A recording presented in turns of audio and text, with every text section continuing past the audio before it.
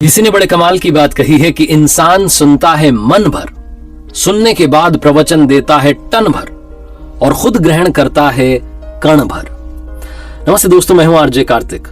एक गरीब आदमी एक बार घूमता घामता एक राज्य की राजधानी में पहुंच गया। जिस दिन वो वहां पहुंचा उस दिन वहां समारोह हो रहा था, उत्सव चल रहा था।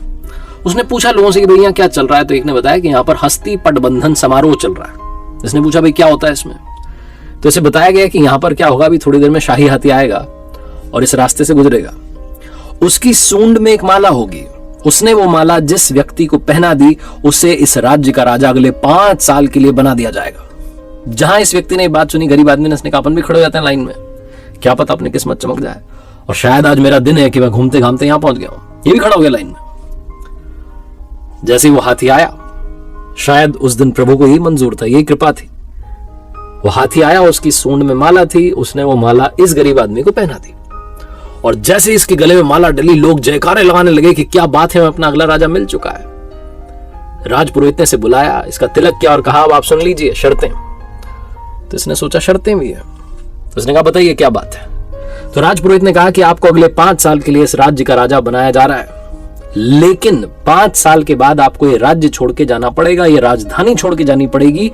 जंगल में एक नदी है जिसमें बड़े बड़े मगरमच्छ घड़ियाल हैं, वो उनसे मुकाबला करना होगा, अपनी ताकत दिखानी होगी। अगर आपने ताकत दिखा दी तो आप नदी पार करके जंगल में उस तरफ एक गांव है प्यारा सा सुंदर सा, वहां जाके अपना जीवन बिता सकते हैं। कुछ लोगों ने ऐसा किया है, कुछ लोग अपना जीवन गंवा चुके हैं।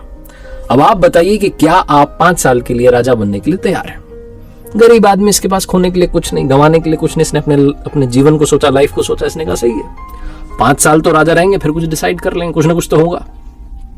5 साल के लिए राजा बनने के लिए तैयार हो गया और इसने 5 साल अपने जीवन के जो सबसे बेहतरीन साल थे उसमें बहुत अच्छे से काम किया, सबका ख्याल रखा, सबका ध्यान रखा, सबका फेवरेट बन गया।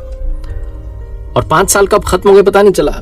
विदाई का दिन आ गया, लोगों की आंखें भर आई, कितना अच्छा राजा हमें छोड़ के जा रहा है। लोग रोने लगे कि इस बेचारे को अब यातना सहनी पड़ेगी। वो नदी जो है उसमें मगरमच्छ घड़ियाल सब मिलेंगे, क्या पता मर ना जाए। ढोल नगाड़ों के साथ में विदाई हुई, जंगल में पहुंचे। उस नदी के इस किनारे पर इसकी विदाई के लिए लोग तैयार थे, लेकिन जैसे ही इसने प्रणाम किया सबको कि धन्यवाद, बहुत अच्छा रहा, चलने लगा, तो लोग चौंक गए। ये खुशी खुशी नदी पार कर रहा था क्योंकि इसने उन 5 सालों में उस नदी पर लकड़ी का पुल तैयार करवा दिया था। लोग वापस प्रसन्न हो गए कि चलो सुरक्षित रहेंगे राजा साहब, अब वहां रहेंगे लेकिन अच्छे से रहेंगे। कहानी राजा की और नदी की नहीं है, कहानी आपकी हमारी है।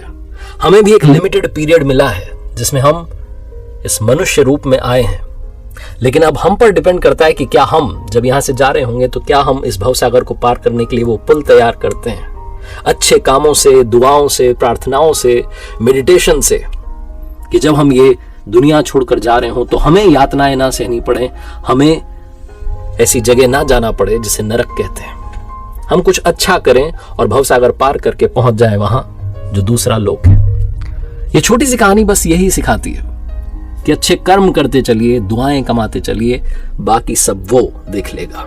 एक बार फिर से वही बात कहूंगा जो अक्सर कहता हूं, अपनी सच्ची मेहनत, अपनी फैमिली के प्यार और ऊपर वाले के आशीर्वाद के साथ कर दिखाओ कुछ ऐसा कि दुनिया करना चाहे आपके जैसा।